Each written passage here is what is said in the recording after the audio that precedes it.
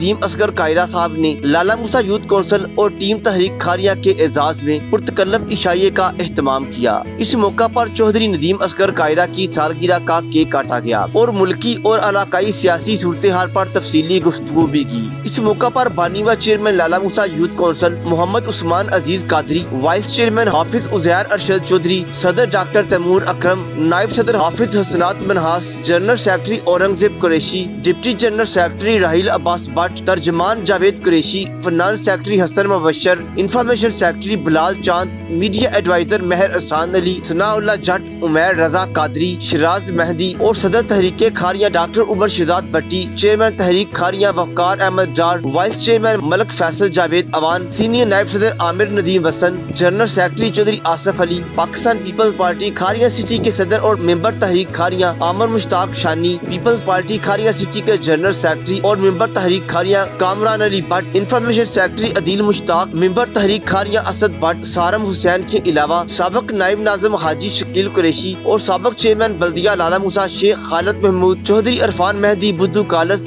ظہیر خان قائرہ، عمران خان، شیخ عمران بخش بھی موجود تھے۔